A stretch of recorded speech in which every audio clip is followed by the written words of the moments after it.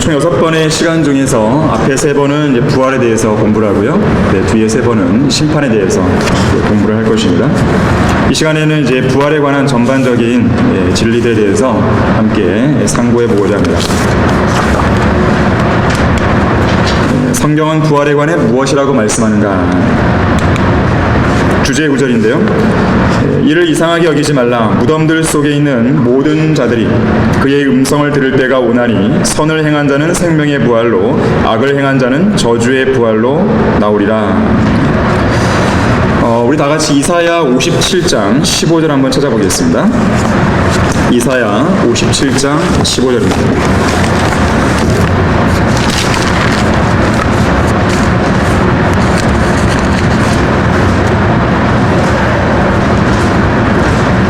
영원에 대해서 나오는데요. 영원에 거하시는 높고 우뚝 솟은 분, 그의 이름이 거룩이신 분이 이같이 말하노라. 나는 높고 거룩한 곳에 거하며 또한 통회하고 겸손한 영을 지닌 자와 함께 거하여 겸손한 자의 영을 소생케 하고 통회하는 자의 마음을 소생케 하는도다. 영원이란 단어가 나왔어요. 영원. 이 영원이란 단어는 인간의 머리로는 쉽게 이해할 수 있는 개념이 아닙니다.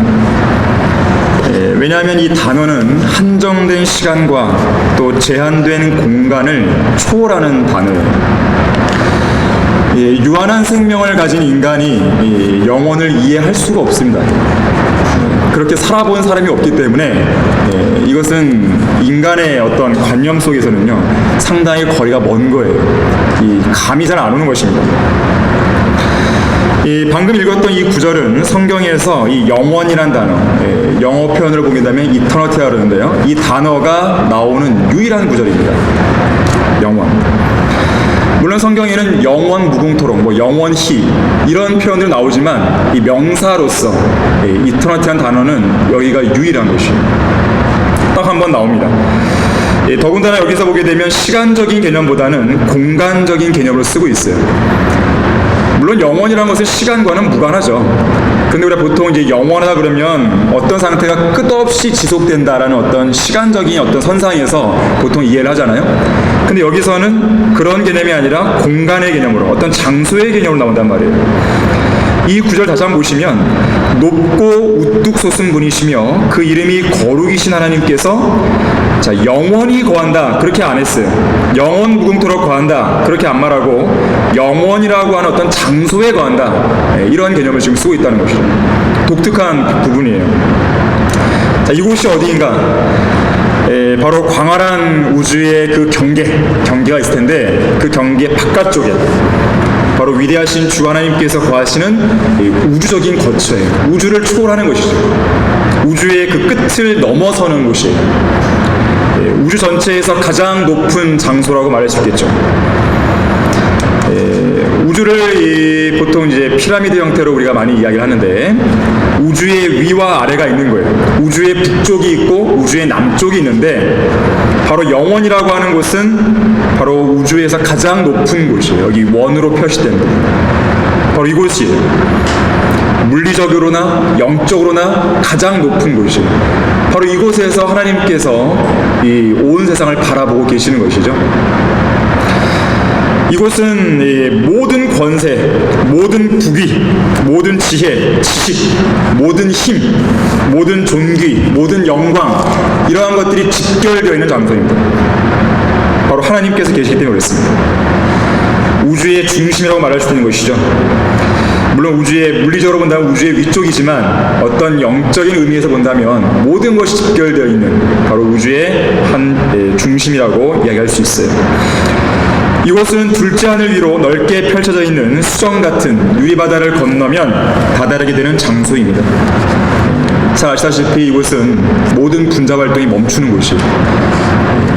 보통 절대 영도를 어렵게 따르잖아요. 이 유리바다 겉표면이 유리와 같은 것이죠.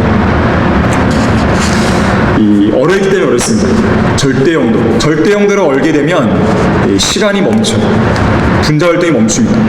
그래서 이 절대 영도라고 하는 것은 우리가 살고 있는 이 현 세상에서는요 경험할 수 없는 온도예요. 이미 경험하게 되면 그건 시간이 다 정지돼 버리기 때문에 그건 불가능한 일 아니겠어요? 그래서 그것은 이론적인 값이에요. 아무도 그것을 실험적으로 얻어낼 수가 없습니다. 불가능한 것이에요. 바로 그곳이 영원이라고 하는 바로 그곳이 셋째 하늘. 바로 성경은 이 장소를 가리켜 영원이라고 이야기를 하는 것입니다. 영원일 뿐만 아니라 이곳은 우주에서 가장 거룩한 장소입니다. 바로 거룩이신 분, 거룩하신 하나님께서 거하기 때문에 그래요. 이 우주를 본떠서 만든 것이 뭐였습니까? 구약시대 때 성막. 성막에서 가장 거룩한 장소를 뭐라 그래요? 지성소. 지극히 거룩한 장소다. 말 그대로 지성소예요. 바로 이 지성소는 셋째 하늘을 본뜬 것이죠. 바로 그곳, 하나님께서 임재하시는 공간. 이 거룩한 장소에 도달하는 방법은 예수 그리스도의 피밖에 없는 것이에요. 오늘날 많은 사람들이 우주 개발이라고 그래갖고 이 온갖 수단과 방법을 동원해서 이곳을 가려고 하는 것이죠. 하지만 성경은 뭐라 그럽니까? 로마서 3장 23절에서 모든 사람이 죄를 지었으므로 하나님의 영광에 이르지 못하다가 그랬어요. 못하는 것이에요. 더러운 인간의 힘으로는 갈 수가 없는 것이에요. 오늘날 이 전 세계 국가들은 앞다투어서 우주 개발 계획에 힘을 쓰고 있죠. 미국의 경우에는 매년 25조 원을 투입하고 있다 그래요. 우주 개발을 위해서. 유럽연합, EU 매년 8조 원을 투자하고 있고요. 중국과 인도 각각 약 2조 원씩 투입하고 있고요. 이 우주선을 타고 우주 여행을 하는데 드는 비용이 얼마냐 봤더니 1인당 2억 6,500만 원입니다. 네, 하고 싶으십니까? 너무 비싸갖고 약간 싸게 만든 게 열기구가 있다. 열기구. 이 열기구 안에 특수 캡슐을 장착해서 2시간 동안 여행할 수 있는 상품을 내놨어요. 이건 얼마나 봤더니 8천만 원. 네, 만만치 않죠. 하지만 2억 원보다는 뭐 싸니까 사람들이 이거를 다 홍보를 하고 있는 것이에요. 2시간의 짧은 여행을 위해서 8천만 원을 투자한다. 그야말로 미친 짓이죠. 이 인간이 계획하고 있는 어떠한 우주 개발 계획으로도요, 가장 거룩하고 가장 우뚝 솟아있는 거룩하신 주님의 보좌가 있는 그곳에는 갈 수 없어요. 그 옛날 언어가 하나였을 당시에 인류는 바벨탑을 쌓아서 이 영원에 다다르고자 하는 우주여행을 시도한 적이 있었습니다. 하지만 그들은 하나님의 진노와 심판을 받았을 뿐이죠. 자, 이 영원으로 들어갈 수 있는 유일한 방법은 딱 한 가지예요. 여기 철로 역정이 나오는 그림 한 장면인데요. 예수 그리스도를 믿는 것이죠. 지상에서 가장 거룩한 피가 흘려진 장소는 바로 갈보리 십자가였습니다. 그 십자가에 달리신 예수 그리스도의 피를 통해서 이 영원하고 거룩한 장소에 다다를 수가 있는 거예요.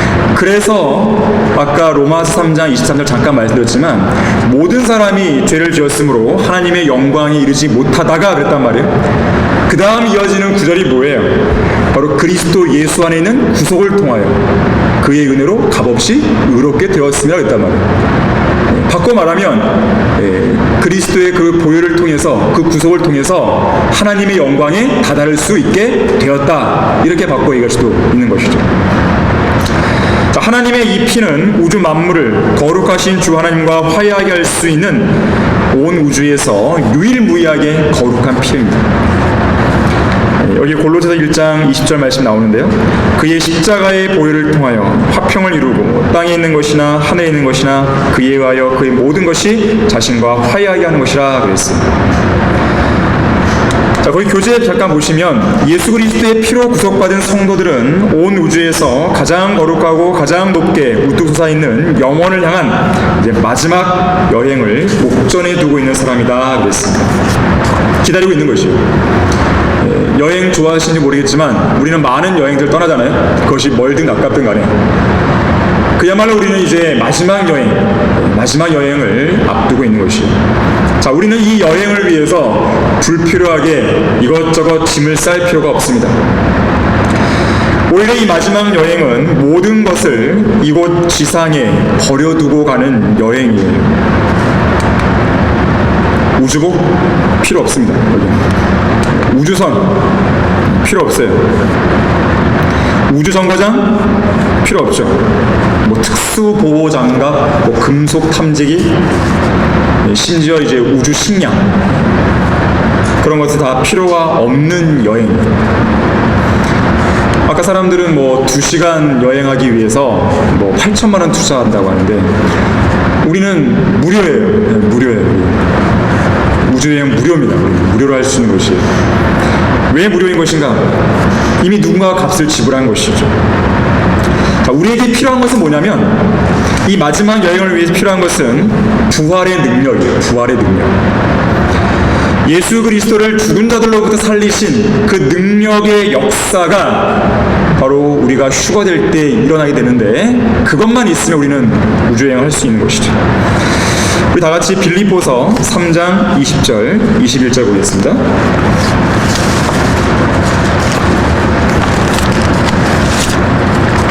빌립보서 3장 20절 21절, 우리가 잘 외우기도 하는 말씀이죠. 우리의 시민권은 하늘에 있으므로 우리가 그곳으로부터 오실 구주이신 주 예수 그리스도를 기다리고 있으니, 그가 만물을 자신에게 복종시키는 그 능력의 역사로 인하여, 자, 능력의 역사, 우리의 천한 몸을 그분의 영광스러운 몸같이 변모시키시리라. 우리의 시민권이, 우리는 그 시민권이 하늘에 등재되어 있는 거예요. 바로 어린 양의 생명의 책에 우리의 이름이 딱 기록되어 있는 것이죠. 그건 지워지지가 않는 것이죠. 예수 그리스도의 피로, 성령의 능력으로 딱 봉인이 된 것이죠. 그래서 우리는 시민권이 등재된 바로 그 하늘, 예수 그리스도께서 오실 바로 그곳으로 우리는 갈 날을 이제 고대하고 있는 것인데, 바로 그곳이 아까 우리가 이사야에서 봤던 영원이라는 그 장소인 것이죠. 주님께서는요, 우리가 이 영원의 장소로 여행할 수 있는 가장 적합한 몸을 주실 것이에요. 그리고 그 영원에서 영원 무궁토록 살 수 있는 가장 적합한 몸을 우리에게 주실 것이에요. 이 천하디천한 이 몸을, 이 썩을 수밖에 없고 죽을 수밖에 없는 이 몸을 그렇게 바꿔주시는 것이죠. 자, 이것을 위해서는 수조원, 수억원 그런 경비가 필요 없어요. 아까도 말씀드렸지만 이 우주에서 가장 비싼 값을 지불하신 분이 계신 것이죠. 우리를 위해서 몸값을 지불하신 것이죠. 랜섬이라고 그러죠. 랜섬, 몸값. 그래서 우리는 이 몸값을 지불해 놓으신 예수 그리스도의 보혈의 근거에서 이 우주 여행을 무료로 우리는 할 수가 있는 것입니다. 아마도 우리가 휴거될 때 사람들이 그토록 보려고 했던 이 우주의 모든 광경들을 볼 거 아니겠어요? 다 보일 거 아니겠어요? 근데 한가롭게 우주 여행을 즐길 때가 아니에요. 이제 뭘 해야 돼요? 그리스도의 심판석에 서기 때문에 곧 있으면 좀 긴장감을 갈 수밖에 없는 상황에 직면하게 되죠. 그래도 우주여행을 잠깐 즐기시면 좋겠습니다. 그런데 우리에게 이것만 있는 것이 아닙니다. 여러분들이 그 성경에 찾아보게 되면 거기 교재에 이제 구절들을 좀 제시해놨는데, 영구한 재산, 이 표현이 그대로 나와요. 영구한 재산이 있다. 영구한 도성이 있다. 영구한 도성. 히브리서 13장 14절에서 바로 새 예루살렘이죠. 영원한 저택도 있다 그랬어요. 요한복음 14장이죠. 저택들을 주님이 마련하시는 것이죠. 영원한 유업이 있는 거예요. 영원한 상급, 면류관 있는 것이죠. 자, 이러한 것들까지도 다 예비가 되어 있습니다. 자, 그래서 우리 모두는 이 영원으로 초대하시는 하나님의 거룩한 그 초대장을 다 받은 사람들이에요. 우리는 그 초대장에 이제 응했던 것이고, 또 무료 티켓까지도 다 가지고 있는 것이죠. 그래서 우리가 이 지상생애에서 바라보아야 할 것이 있다고 한다면 바로 그것은 영원히 주님 오시는 바로 그 장소, 주님께서 오실 바로 그곳. 고린도후서 4장 18절에서는요, 우리가 바라보는 것은 보이는 것들이 아니요 보이지 않는 것들이라. 이는 보이는 것들은 잠깐뿐이지만 보이지 않는 것들은 영원하기 때문이라 그랬어요. 자, 이 세상을 영원히 살 것처럼 살지 마십시오. 그래서는 안 됩니다. 성경은 이 세상을 정의 내리기를 잠깐뿐이다. 잠깐뿐이다. 천년 만년 지속될 것 같지만 그렇지가 않다는 거예요. 잠깐뿐이 잠깐. 이 잠깐뿐인 세상에 우리는 잠시 왔다 가는 것이에요. 여기서 뭐 뼈를 묻을 정도로 그렇게 살아서는 안 된다는 것이죠. 1678년에 존 버년이 철로 역정을 씁니다. 이 철로 역정 맨 마지막 부분에 이제 주인공이 이 마지막 여행길에서 저 강 건너 천성으로 올라가는 길을 바라보게 됩니다. 바라보는데 수많은 성도들이 올라가는 것이 보였어요. 바로 그 모습을 이 존 버년은 이렇게 묘사를 합니다. 강 건너편 넓은 평원에 말들과 마차들, 나팔 부는 자들, 피리 부는 자들, 노래하는 자들, 현악기를 연주하는 자들이 가득 모여서 아름다운 천성문을 향해 줄지어 올라가는 순례자들을 환영하는 모습은 너무나 영광스러웠다. 저는 철로역정 많은 부분들이 좋지만 이 마지막 부분이 늘 너무 감동이 됐었어요. 바로 우리가 바라보는 그 순간 아니겠어요? 얼마나 희열이 느껴질까요? 얼마나 감격스러울까요? 얼마나 영광스러울까요? 자, 우리는 비록 그것을 우리가 실제로 보지 않았지만 우리는 성경 말씀을 통해서 믿고 있단 말이에요. 우리의 믿음이 우리의 눈으로 직접 목격되는 순간 아니겠어요? 얼마나 더 가슴 벅차겠어요? 얼마나 막 기뻐 뛰겠어요? 자, 그러한 심정을 우리는 이 현 세상에서 갖고 있어야 되는 것이죠. 비록 보지는 못했어도 우리가 바라보고 있는 그 믿음 하나로 인해서 우리가 바라보고 있는 그것에 대한 희열과 기쁨을 누리며 살 수 있어야 된다는 것이죠. 자, 우리의 믿음의 절정이자 간절한 소망인 영광스러운 부활, 바로 그 휴거의 날을 꿈꾸면서 우리는 살아야 되는 것입니다. 자, 그렇다면 부활이란 무엇인가 좀 더 구체적으로 보도록 하겠습니다. 자, 부활은 참된 복음의 시금석이라고 했어요. 참된 복음의 시금석. 자, 복음에 있어서 부활을 빼놓고 설명할 수 없습니다. 로마서 4장 25절에서는 예수께서는 우리의 범죄함을 인하여 들여지셨고, 자, 여기서 끝나는 게 아니죠. 우리의 의롭게 하심을 위하여 다시 일으켜지셨느니라 그랬단 말이에요. 죽음과 부활이 복음의 핵심입니다. 고린도전서 15장 3절과 4절에서도 성경대로 그리스도께서 죽으셨고 성경대로 그리스도께서 부활하셨다라는 것이 나와요. 복음의 핵심이죠. 참된 복음의 시금석입니다. 예수님께서 그냥 죽고 끝났으면 예수님은 우리의 구속주가 될 수 없는 것이에요. 예수님이 그냥 죽고 끝나버렸다고 한다면 예수님 역시나 어떤 분이 되는 거예요? 그냥 죄인인 것이에요. 하지만 우리와 같은 죄인이 아니셨기 때문에 다시 그 죽음에서 살아나셨단 말이에요. 바로 이것이 복음이죠, 복음. 그래서 다른 종교는 흉내낼 수가 없는 거예요, 이거는. 이 다른 종교들이 흉내낼 수 없는, 이 참된 기독교를 흉내낼 수 없는 것이 두 가지 있어요. 물론 많은 것들이 있지만 다른 것들은 그래도 흉내를 내보려고 하죠. 그런데 아예 흉내조차 낼 수 없는 두 가지가 있어요. 바로 부활과 예언이에요. 다른 경전에는 예언이 없어요. 감히 예언을 못하죠. 섣불리 예언했다가 그들이 가짜인 게 드러날 수 있거든요. 그와 더불어서 바로 부활. 그 어떤 종교조차가 부활했나요? 없잖아요. 없단 말이에요. 우리나라에 자칭 메시아라는 사람들이 30명 이상 돼요. 30명 이상.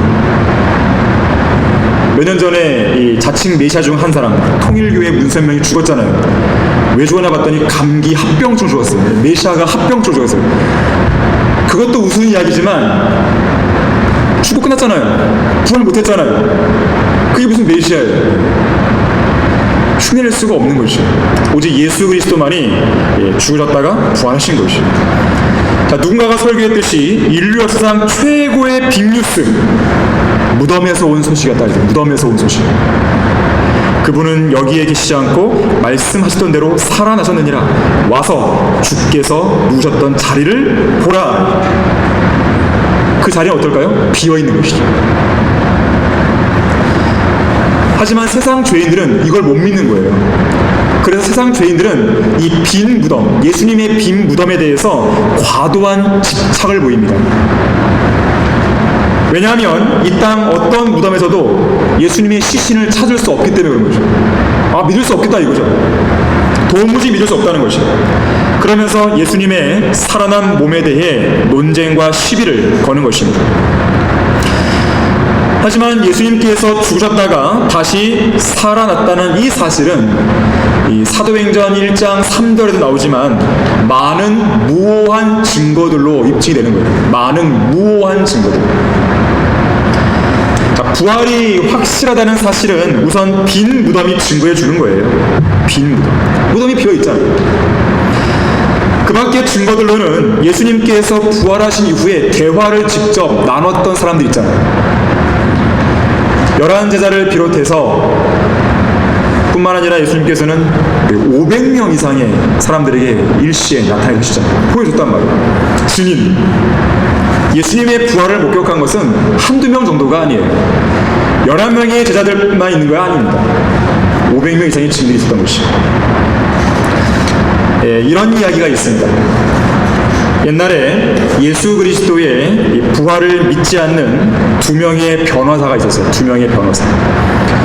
이 사람에게, 이 2 변호사에게 어떤 목사가 예수 그리스도의 부활의 증거를 조사해 달라고 사건 의뢰를 했어요.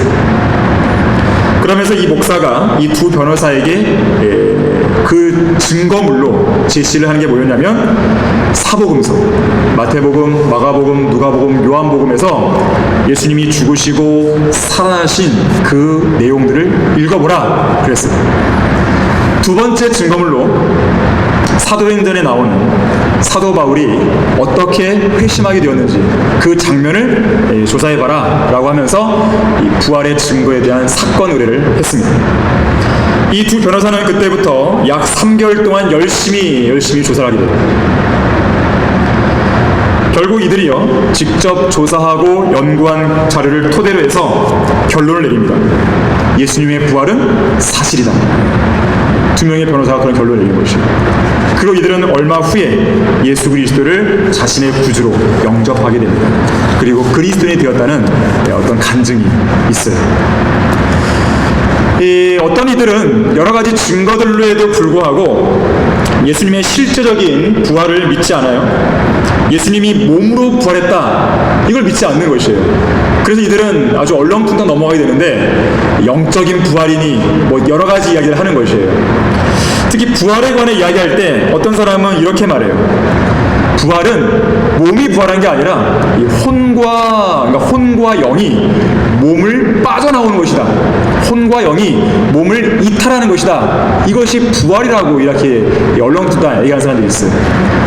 근데 그건 부활이 아니고 혼과 영이 몸을 빠져나오는 것은 죽음이죠. 죽음의 정의죠. 우리 창세기 35장 18절 한번 보겠습니다. 창세기 35장 18절입니다. 죽음의 정의예요, 그거는. 이 라헬이 이제 베냐민을 낳을 때 죽게 되잖아요. 바로 그 장면에서 나오는 내용인데요. 창세기 35장 5장 18절에서 그녀의 혼이 라헬입니다. 라헬 떠나려 할 때 그러면서 괄호에 쳐졌죠. 이는 그녀가 죽었습니다. 자, 죽음은 바로 혼이 육신을 떠나는 것이에요. 그건 부활이 아닙니다. 또 어떤 사람은 부활은 영적인 것이라고 얘기하는데 그렇지가 않습니다. 성경에서 부활이라고 이야기할 때는 몸이 일어나는 거예요. 그게 부활의 정확한 정의입니다. 죽은 자들이 자기가 묻혔던 무덤에서 실제 몸을 입고 일어나는 것, 이것이 바로 부활의 정확한 정의입니다.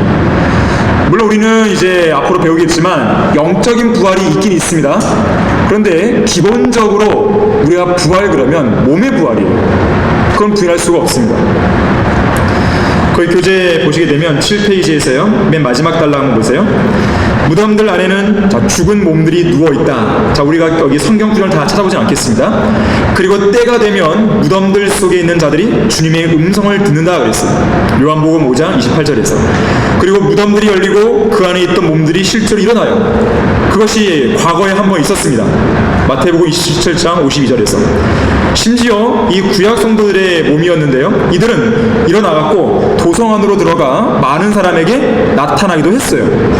이게 만약에 영적인 부활이라면 안 되잖아요. 영적인 부활이면 어떻게 볼 수 있겠어요? 눈으로 나타날 수가 없는 것이죠. 자, 그래서 부활은 기본적으로 몸의 부활이다. 이것은 부인할 수 없는 사실입니다. 자, 어쨌든 사람들은 예수 그리스도께서 이렇게 실제로 몸의 부활을 했음에도 불구하고, 이런 많은 무호한 증거들도 불구하고 계속해서 빈 무덤에 집착하면서 예수님의 부활한 몸에 대해 비방하고 부인하는 것을 보게 됩니다. 그들이 그렇게 하는 이유가 있어요. 그들은 어떻게든지 예수님이 부활하면 안 돼요. 그들 입장에서 본다면. 그래서 계속해서 공격을 하는 것인데, 왜 그러냐면 만약에 예수님이 살아났다면 그들은 지금 당장 예수님을 믿어야 되거든요. 그게 싫은 거거든요. 하지만 그들의 편에서 본다면 예수님이 부활하지 말았어야 되는 거예요. 그래야만 성경은 거짓말이 되는 것이고 복음도 헛것이 되고, 우리가 믿는 것, 성경대로 믿는 그리스도인들이 거리에서 설교하는 그 복음 설교, 다 그것들도 거짓이 될 수 있는 것이거든요. 그뿐만 아니라 그들은 마음 놓고 죄를 지고 싶은 거예요. 예수님의 부활이 확실하다면 그들은 죄를 질 수 없잖아요. 그렇게 즐거운 것을. 그게 싫은 거예요, 그들은.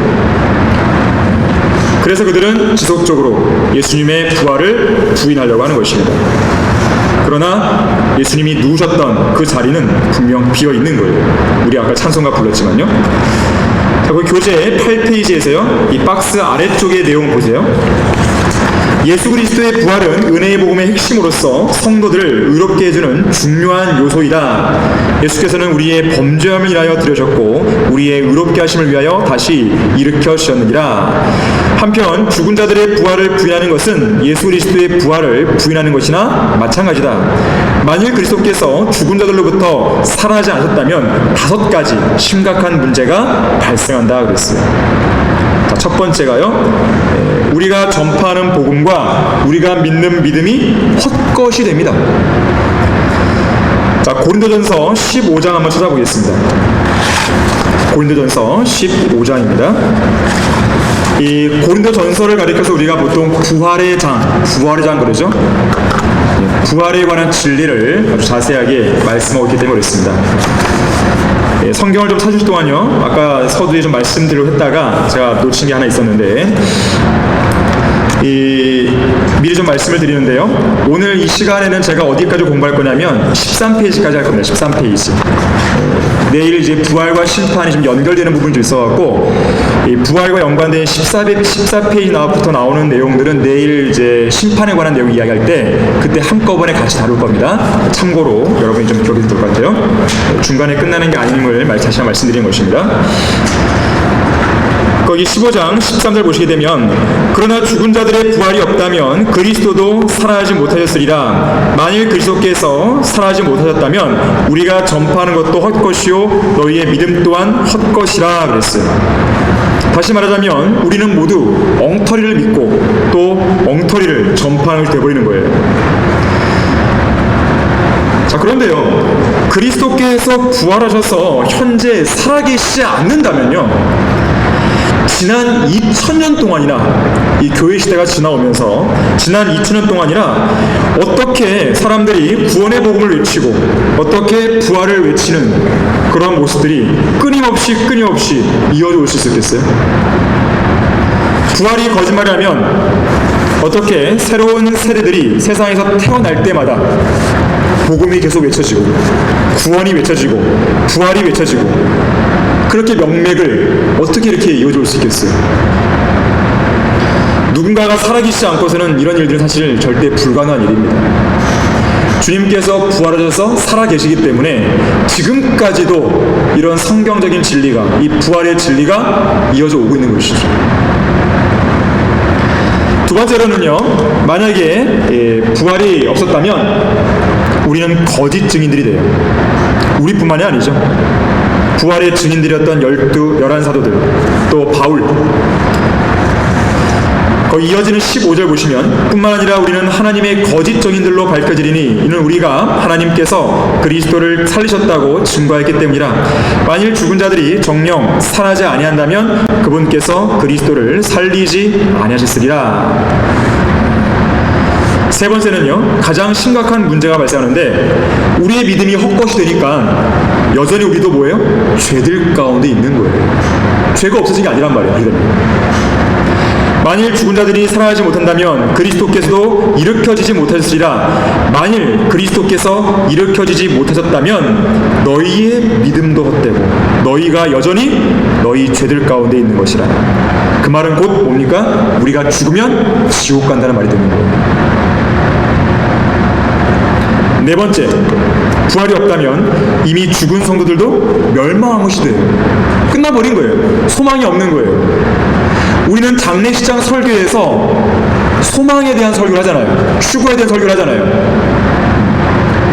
구원받고 돌아가신 아버지, 어머니를 우리는 만날 수 있다고 얘기하잖아요. 자, 그것은 부활이 있기 때문에 그렇단 말이에요. 부활이 없다면 그런 설교를 할 수가 없죠. 소망을 제시할 수가 없죠. 그렇다면 우리도 다른 사람들처럼 대성통곡을 하고 그 자리에서 울고 있을 거예요. 그럴 거 아니겠어요? 하지만 우리는 눈물을 흘리지 않습니다. 잠시 슬퍼할 수 있지만 필요 이상으로 낙담하거나 막 한단 말이에요. 소망이 있기 때문에. 거기 18절 보시면 그렇다면 그리스도 안에서 사는 사람들도 멸망한 것이라. 마지막 다섯 번째는요, 우리는 세상에서 가장 비참한 사람이 되는 것입니다. 19절에서 만일 그리스도 안에서 우리가 바라는 것이 오직 이 생뿐이라면 우리는 모든 사람 가운데서 가장 비참한 사람입니다. 뭐하러 이 자리에 우리가 앉아있냐 이거예요.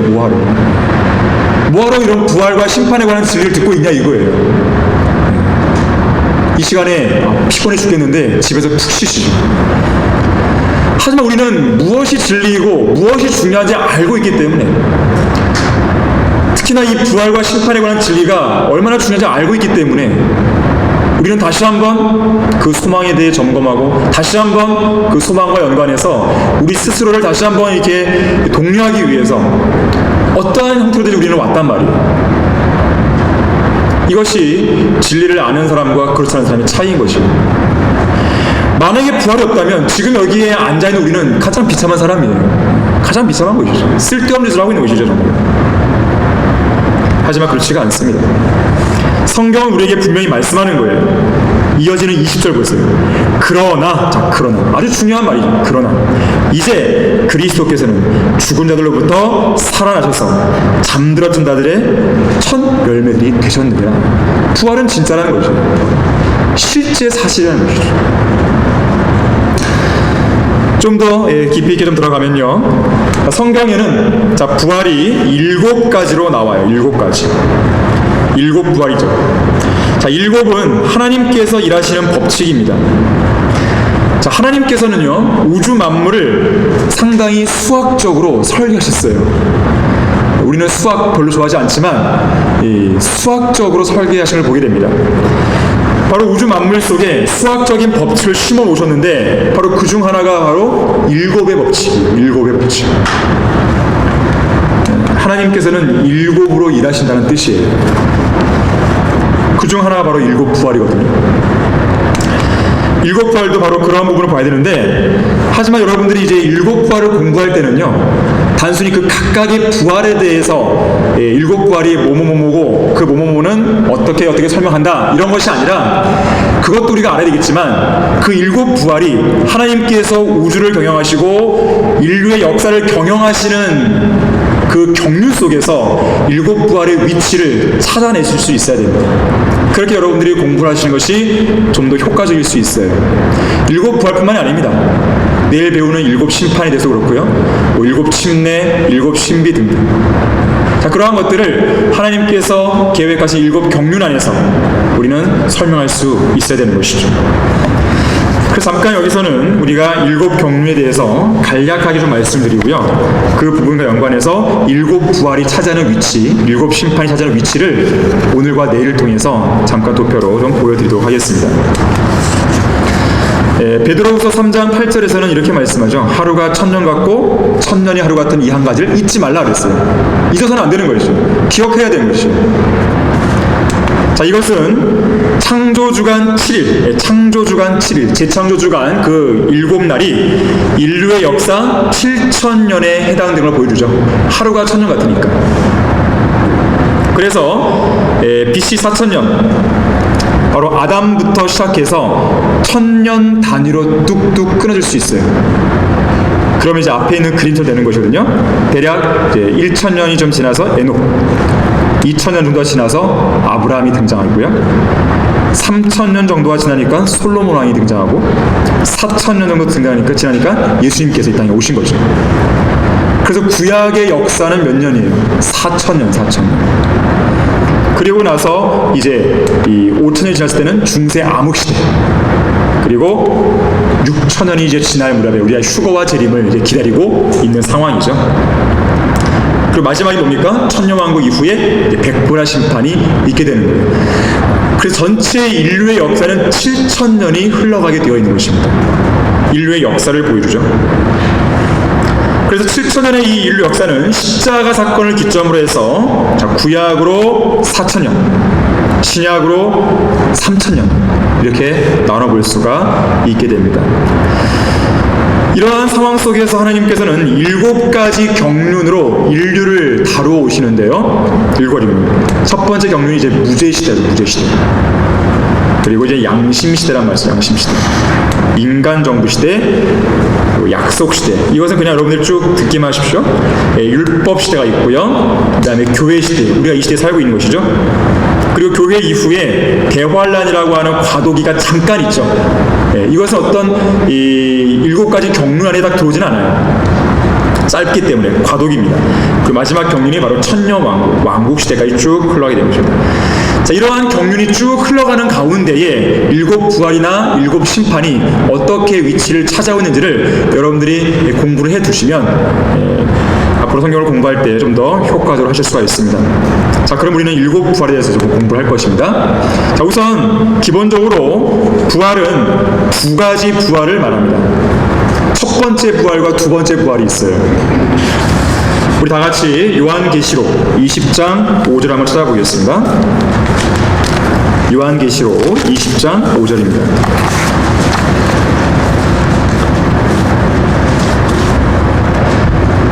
그러나 죽은 자들 가운데서 그 나머지는 1,000년이 끝날 때까지 다시 살지 못하리라. 이것이 첫 번째 부활이라. 첫 번째 부활에 참여하는 자는 복되고 거룩하도다. 둘째 사망이 그들을 다스리는 권세가 없고 오히려 그들이 하나님과 그리스도의 제사장들이 되어 1,000년 동안 그와 함께 통치하리라.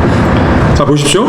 첫 번째 부활 그랬고요. 자, 여기서는 첫 번째 부활과 대조되는 표현으로 두 번째 부활 안 그러고 뭐라 그럽니까? 둘째 사망이에요. 둘째 사망. 왜 그랬을까요?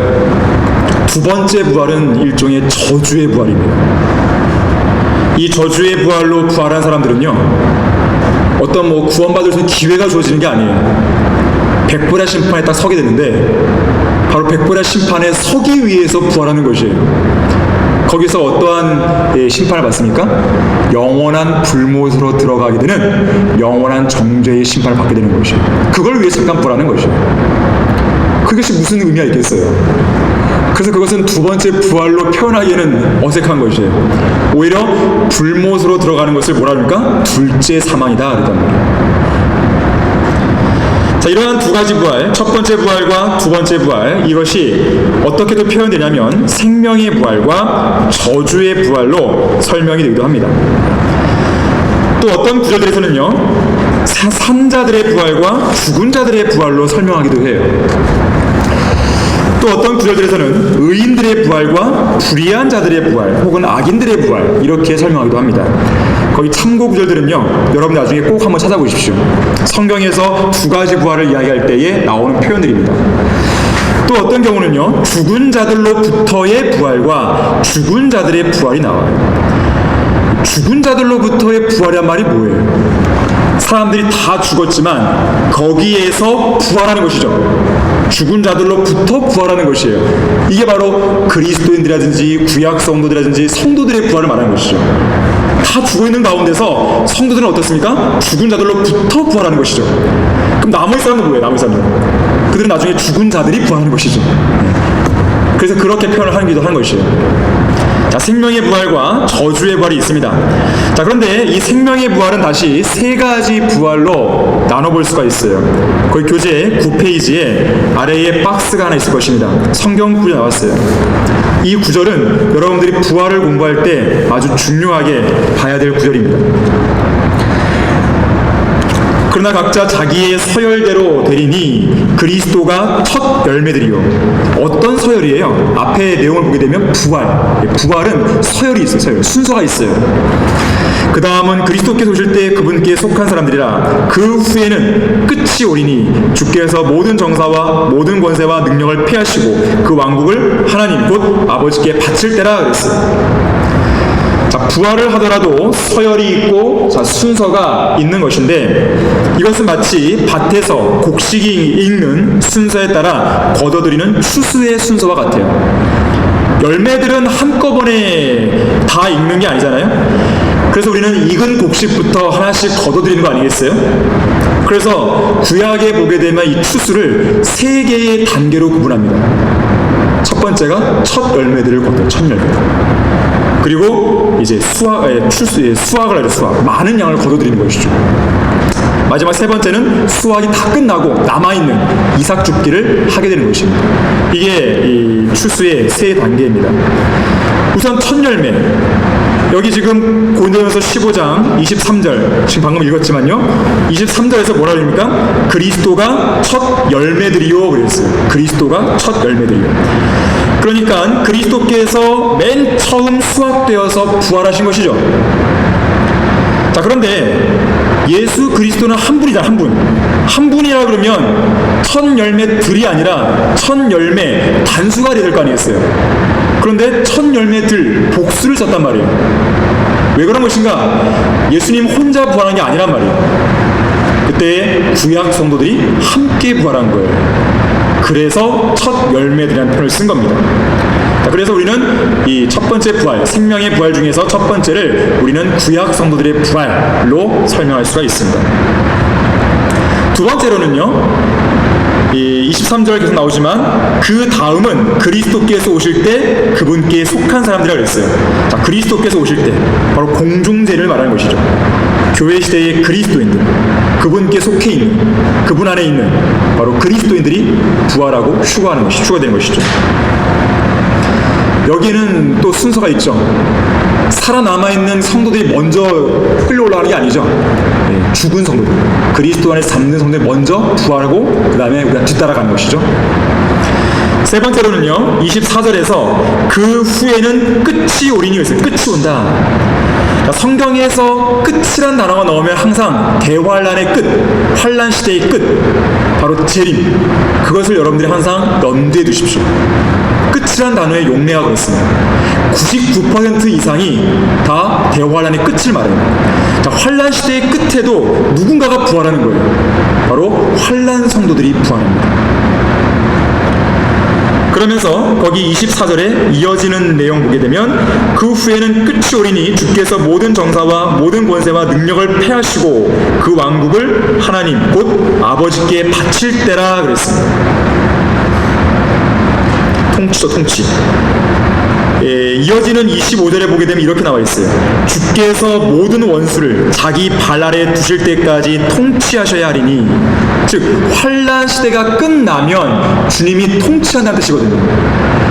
즉 재림을 말하죠. 재림. 바로 그 재림 직전에 부활하게 될 또 하나의 부류가 있는 것이죠. 바로 그들이 환란 성도들이 되겠습니다. 자, 이 세 개의 부활을 가리켜서 우리는 보통 생명의 부활이다라는 말을 쓰게 되는 것입니다. 이것이 첫 번째 부활이고 바로 의인들의 부활이 되는 것입니다. 자, 이 세 가지 부활에 대해서는 이렇게 추수의 세 개의 단계로 표현하기도 하지만 이스라엘의 7가지 절기 중에서 대표가 되는 세 개의 절기로도 표현이 가능합니다. 우리 잠깐 신명기 16장 16절 한번 찾아보겠습니다. 신명기 16장 16절입니다. 외우기 쉽죠? 신명기 16장 16절.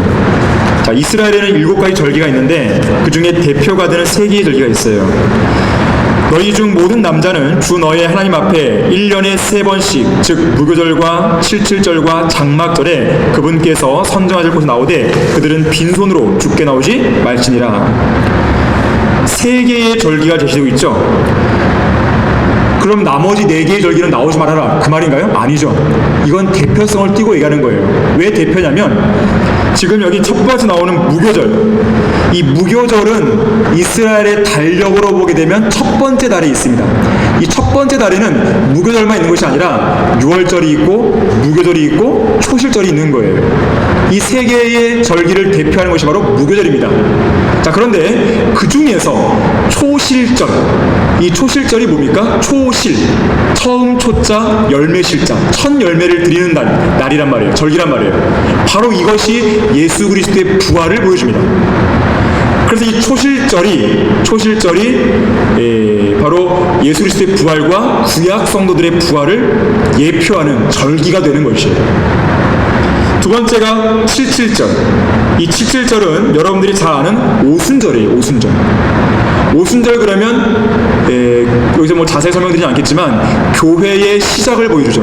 오순절날 성령께서 오시잖아요. 뿐만 아니라 교회의 휴거를 보여주는 절기가 바로 오순절이에요. 자, 그렇게 본다면 이 오순절, 칠칠절은 그리스도인들의 부활과 잘 연결되는 것이죠. 자, 마지막 장막절. 이 장막절은 7번째 달에 있습니다. 그 달에는 장막절뿐만 아니라 나팔절이 있고 속죄일도 있어요. 대표가 장막절입니다. 자, 이 장막절은 예수님의 재림과 연관되어 있죠. 자, 재림 직전에 누가 부활한다고요? 환난 성도들이 부활합니다. 자, 이것은 그래서 환난 성도들의 부활, 이삭 죽기와 연관이 있습니다. 실제로요, 이 장막절 되면 이스라엘 사회에서는 한 해의 농사를 끝냅니다. 이때. 그래서 마지막 이삭 죽기를 하는 때가 바로 이때입니다. 참으로 놀랍죠. 성경에서는 그냥 무던하게 다 기록된 게 아니에요.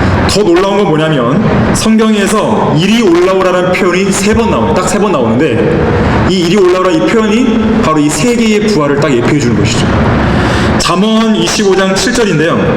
제가 읽어드리겠습니다. 이는 내가 이리 올라오라는 말을 듣는 것이 내 눈이 본 통치자의 면전에서 더 낮추어지는 것보다 나음이라 그랬어요. 잠언에 있어요. 잠언. 자, 이것이 구약임을 감안한다면 이리 올라오라. 자, 구약 성도들의 부활을 예표한다고 말할 수 있겠습니다. 두 번째는 요한계시록 4장 1절인데 여기에서 누가 올라가냐면 사도 요한이 끌려 올라가요. 사도 요한이 초자연적인 이동을 하는 것이죠. 끌려 올라가는 것. 사도 요한은 교회의 예표입니다. 자, 그래서 이것은 교회의 휴거를 보여줘요. 그래서 요한계시록 이 4장 1절 나오는 이리 올라오라는 이 표현은 바로 신약 성도들, 그러니까 그리스도인들의 부활을 보여준다고 할 수 있겠습니다. 세 번째는 요한계시록 11장 12절인데 마찬가지 여기도 이리 올라오라는 표현이 나와요. 여기서는 누가 끌려 올라가냐면 이 환란 시대에 등장하는 2명의 증인 기억하십니까? 모세와 엘리야가 나오죠. 이들이 목베임 당해 죽잖아요. 이들이 다시 살아나요. 그러면서 이 음성을 듣게 되는 것이거든요. 자, 모세와 엘리야 그러면 환란 성도들을 대표하는 사람들이죠. 14만 4천 명을 대표하는 사람이죠. 그래서 환란 성도들의 부활을 보여주는 것이죠. 정말이지 성경은 완벽한 책이에요. 이런 책이 어디 있어요? 세상에 없어요. 소책이 없는 것이죠. 자, 참고로요. 자, 이리 올라오라 표현이 있고요. 참고로 이따도 보겠지만 생명의 부활과 저주의 부활은 최소 1000년의 간격이 있어요. 1000년. 그리고 구약 성도와 신약 성도는 약 2000년이겠죠. 왜냐하면 이제 그리스도인들의 부활은 언제입니까? 휴거 때니까. 교회 시대가 끝나야 되니까. 그리고 환란 성도의 부활은 이제 약 7년의 간격이 있는 것이죠. 이 정도의 간격을 두고 되겠습니다. 자, 이것을 이렇게 좀 보겠습니다. 우리가 아까 7가지 경륜 안에서 좀 이해할 필요가 있다고 했는데 간략하게 보여준 조표예요. 첫 번째로 예수 그리스도께서 부활하십니다. 성경에 나오는 7개의 부활이 있는데 바로 예수님이 십자가의 피를 죽으시고 부활하고 승천하시잖아요. 바로 이때 혼자 부활하신 게 아니죠. 누가 부활합니까? 구약 성도가 함께 부활했습니다. 시점을 딱 보셔야 돼요. 그 다음에 그리스도인들이 부활하죠. 휴거되죠. 교회 시대 끝에 있어요. 끝에. 환란 전이죠. 교회는 환란 통하지 않습니다. 네 번째는 환란 성도가 환란 시대 끝에쯤에 부활하는 것이에요. 바로 재림 직전이 될 것이에요. 이것이 네 번째 부활이고요. 다섯 번째 부활은 그 전에 이 세 가지를 가리켜 뭐라 했어요? 첫 번째 부활이다. 그래요. 첫 번째 부활. 다섯 번째 부활은 이건 다소 좀 다른 각도인데 영적인 부활이었어요. 여러분 거기 교재에 11페이지 밑에 보게 되면요, 7가지 부활 대상과 시기와 특징을 간략하게 요약해 놓은 게 있을 겁니다. 다른 건 괜찮고요. 거기 특징 보시면 몸의 부활이 있고 영적인 부활이다 그랬어요. 자, 부활은 기본적으로 무슨 부활이에요? 몸의 부활이죠. 예수 그리스도의 부활, 몸의 부활이죠. 구약 성도 몸이 일어났죠. 신약 성도 몸이 일어났죠. 환란 성도 몸이 일어나죠. 다 몸의 부활이에요. 자, 그런데 특이하게도 영적인 부활이 하나 있는데 이것은 뭐냐면 그리스도인들의 영적인 부활이에요. 이거는 죽었던 영이 살아나는 것이죠. 이걸 다른 말로 뭐라 그래요? 어려운 말로 거듭났다라는 거죠. 거듭났다. 이 거듭나는 일은 교회 시대 2000년의 기간 동안 계속 있는 일이겠죠. 여섯 번째로 민족적인 부활. 우리가 부활과 이야기할 때 좀 생소한 부분이긴 한데 바로 민족적인 부활이죠. 이건 몸의 부활이라보다는 하나의 민족이 재탄생하는 것이에요. 이스라엘이 회복되는 것입니다. 자, 이것은 재림 때에 있을 일이겠죠. 마지막이 뭡니까? 죽은 자들의 부활. 자, 이것도 몸이 부활하는 것이죠. 물론 그들은 영광스러운 몸이 아니죠. 아주 비참한 몸을 입고 나오는 거예요. 그래서 이것은 뭐라 그래요? 다른 말로 둘째 사망이다. 두 번째 부활이라는 말을 쓸 수가 없어요. 사망. 둘째 사망. 불못에 들어가기 위한 부활인 거예요. 따지고 보면. 그 전까지는 어디 있는 거예요? 지옥이라고 하는 곳에 있다가 이제는 불못으로 장소를 이동할 뿐입니다. 영원히 들어가기 위해서. 이 불못으로 사망과 지옥도 다 던져버린 것이죠. 자, 이것이 7가지 부활입니다. 그래서 여러분들이 거기 11페이지에서 중요한 것은 이 특징에서 이 몸의 부활에 해당되는 부분들, 이 부분을 좀 잘 보시길 바라고요. 12페이지 보게 되면 7가지 부활이 해당되는 그 시기가 있어요. 시기. 이 시기를 좀 잘 봐두시길 바랍니다. 이걸 잘 기억해 두시면 여러분들이 7가지 부활을 공부할 때에 쉽게 좀 공부하실 수 있을 것이에요.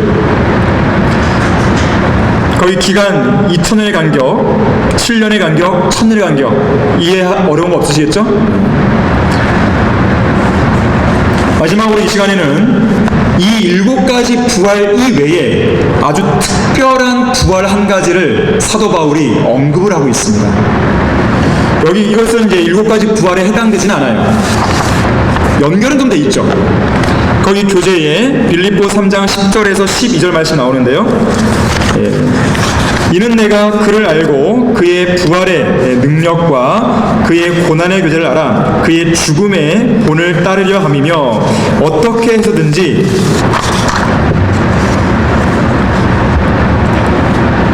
죽은 자들의 부활에 이르는 것이라. 내가 이미 이렇다 함도 아니요 이미 온전졌다 함도 아니라 다만 나는 붙잡으려고 쫓아갈 뿐이라. 나 역시 그것을 위하여 그리스도 예수께 붙잡혀 있노라 그랬어요. 자, 여기서 말하는 이 죽은 자들의 부활은요, 앞에 나왔던 이것이 아닙니다. 죽은 자들의 부활 요걸 말하는 게 아니에요. 사도 바울이 여기에 이를 리가 없잖아요. 이건 아니겠죠, 당연히.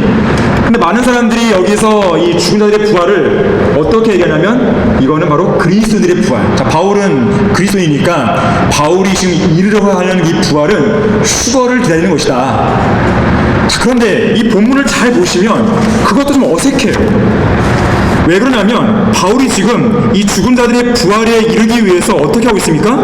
뭔가 노력을 하고 있고 간절하게 표현하고 있죠. 어떻게 해서든지 내가 이르려고 하잖아요. 생각해 보세요. 우리는 그런 간절함이 설령 없다 하더라도 이 부활에 이를 수가 있잖아요. 자동적으로 우선은 약속되어 있단 말이에요. 어떤 간절함이 막 동반되는 그런 것은 사실 아니란 말이에요. 지금 바울은 어떻게 했든지 이 부활에 이르기 위한 뭔가를 지금 시도를 하고 있단 말이에요. 자, 그렇게 본다면 이것은 그리스도인의 이 부활, 이거와는 다른 거예요. 휴거를 말하는 게 아니란 말이에요. 이것은 문맥적으로 보실 때 바로 온전해지는 그 상태예요. 이어지는 문맥이 나오잖아요. 어떻게 해서든지 죽은 자들의 부활에 이르는 것이라 내가 이미 이뤘다 함도 아니요 이미 온전해졌다 함도 아니라. 그래서 여기서 말하는 죽은 자들의 부활은 온전한 상태, 이 온전한 상태에 이르기 위해서 바울이 뭔가 노력하고 있다라고 말할 수 있겠죠. 자, 그러면 왜 굳이 그냥 온전한 상태 그러면 되지, 왜 이렇게 어렵게 죽은 자들의 부활이라는 말 썼냐 이거예요. 이유가 있어요. 이 온전한 상태에 이르려면 두 가지를 경험해야 돼요. 거기 3장 10절 맨 앞에 나오죠. 이는 내가 그를 알고 그의 뭘 알아요? 부활의 능력과 그의 고난의 교제를 알아야 했어요. 고난의 교제. 이게 뭘까요? 예수님이 십자가에 못 박히신 것처럼 우리 그리스도인들도, 바울을 비롯해서 우리 그리스도인들도 십자가를 지는 삶을 살아야겠죠.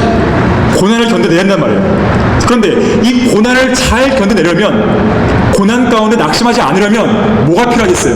부활의 능력을 알아야 된단 말이에요. 그걸 알아야지만 이 고난을 내가 이겨낼 수 있는 거예요. 자, 그러면 고난 가운데 있는 성도가 부활의 능력을 알아서 이겨냈단 말이에요. 이건 뭐예요? 죽은 자들의 부활에 이르게 된 것이죠. 이걸 가리켜서 온전한 상태라고 말하는 거예요. 다소 좀 어려운 부분이지만 그렇게 이해가 어려운 것은 아닐 거예요. 바로 이 상태에 이르기 위해서 바울은 노력하고 있는 것이죠. 날마다 십자가를 졌고요. 더 나아가서 부활의 능력을 알기 위해서 늘 주님과 교제하고 그 믿음의 경주를 달렸던 것입니다. 그렇게 실제로 경험을 하게 되는 것이죠. 자, 그렇게 경험한 사람들에게는요, 보상이 주어져요. 보상이. 빌립보서 3장 14절에 의하면 고귀한 부르심의 상이 주어지게 됩니다.